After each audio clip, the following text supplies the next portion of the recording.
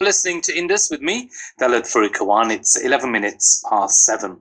Now, demonstrations have been held in Manchester by the Minhajul-Quran organisation, headed by Dr. Tahir-ul-Qadri, over the attacks at their centre in Lahore, where several people were killed. Pakistan Awami Tehreek, that's PAT for short, Chief Dr. Tahir-ul-Qadri is heading to Pakistan as we speak, and according to the Pakistani Daily, the news website, he's expressed fears that his plane may be diverted from landing in Islamabad because he says the government, for unknown reasons, is terrified of his presence in Pakistan and wants to go to any length to stop him. Well, there are two Minhaj centres in Lancashire and Manchester, and joining me now is Asif Malik, who is the former president of Minhajul-Quran UK. Thank you for coming in this evening. Thank you, Talat. So just remind us of what happened in Lahore and at the centre.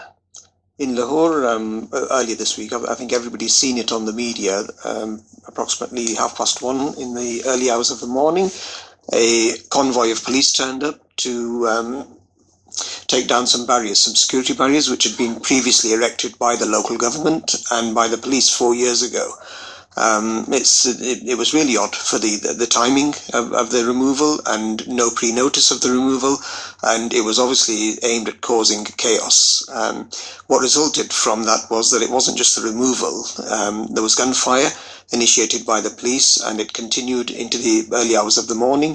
The police army started from about 100 to 200 strong and went on to about 2,000 to 3,000 strong. In the end, everybody has seen the casualties. There's more than 15 people that have been martyred. There are expected to be 15 to 20 further whose bodies have not yet been recovered from the authorities. There are approximately 100 people injured in hospital in Lahore. In addition to that, there is absolute chaos there, caused for no apparent reason other than the return of Dr. Qadri. Now, do you believe the police were using excessive force then? I think every media commentator, even commentators who were previously opposed to the stance of Dr. Qadri, agree on this point, that it wasn't just excessive force, it was force not seen in any democratic country in the last century. It really defeats all human senses in that many of the martyrs were shot point blank with rifles or guns aimed at their heads directly. Two of them were women, innocent women. One of the women, I think her name was Shazia, she actually had a daughter with her who was a key witness and an eyewitness who was only 13, 14 years of age, and she on all the media in Pakistan has explained how this was. It was just total. Why do you think it happened though? It can only be to create terror, to create fright and fear within the workers of Minhajul-Quran, because Dr. Qadri had announced his return to Pakistan. He's due to land in Islamabad tomorrow morning at 7 o'clock, and the government is under fear because of the chaos that they've caused over the last year. Why is the government under fear? For those people who don't understand the politics of Pakistan, why is he such a threat? He approximately a year and a half ago he initiated a march from Lahore through to Islamabad, and the world saw that he was at Islamabad with a large audience for 3 to 4 days. And in the end, there was an agreement with all the government parties to bring in some electoral reforms. Now, those electoral reforms weren't honoured. They were watered down to the point that they were totally ineffective. This resulted in a totally chaotic and non-democratic election taking place, with every party that participated complaining. Even the winning party, the Pakistan Muslim League Noon, has complained. So there's been chaos over the last 18 months, and particularly the last year. He's been constantly giving them pointers as to where they're going wrong, and there's come a point where it needs a change. It needs a systematic change, not just a new government, which is the reason why he's going back. Now, why is a scholar getting involved in politics? What for? The thinking of Dr. Tahir-ul-Qadri it links back to the thinking of Allama Muhammad Iqbal, again a scholar, that there is no difference in Islam and politics. Politics should be a part of Islam. It shouldn't be diluted and kept away from Islam.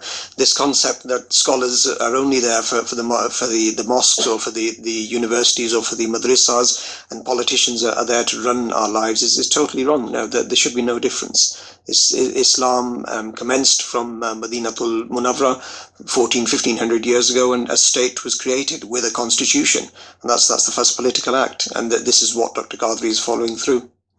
And is he perceived a threat by the army, or is it by other political parties over there who feel their positions may be threatened if he gains a stronghold? At the moment, it's strange, but it seems to just be the ruling party in the name of the Pakistan Muslim League Nawaz that seems to be threatened, and they've done all sorts of things. It's not just this occurrence. Today there's been a massive crackdown throughout Punjab on Pakistan Awami Tariq workers. But the parties do say that if they were felt that people found them responsible, they will resign. So clearly they are distancing themselves from the event. It's a statement to make, to say that you will resign if found responsible. By whom?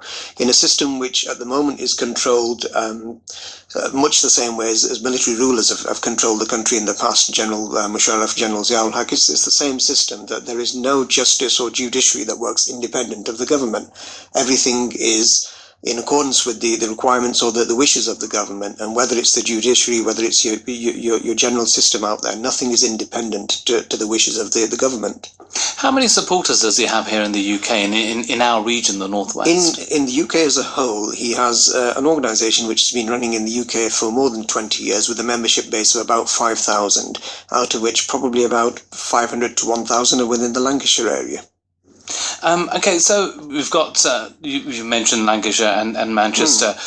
You held a demonstration outside the Pakistani consulate.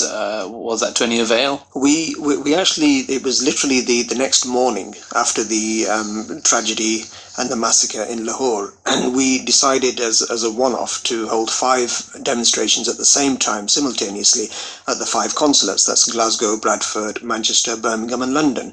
This is the first time it's been done by any organisation, and you saw from the response in Manchester, it wasn't just our workers that came out, the general public came out. It was a working People were angry. People were very angry, and we were surprised at the general public. They seemed to show more anger than ourselves, who were controlled, because we were representing an organisation.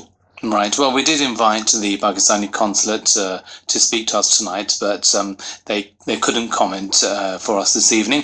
Now, once Tahir-ul-Qadri, if he arrives in Pakistan and they allow him to get there, what will he do once he's there then? His announcement was simply that he is arriving on the 23rd. He will then make his way to Lahore via GT Road, which is the main A road there, going through various cities, and obviously there'll be people holding receptions at various cities. And he was due to get to Lahore the next day. There was no inkling that he's going to do anything. He's not going to overthrow the government on that day. There's been no other announcement, but the way the government has played it, they're in total panic.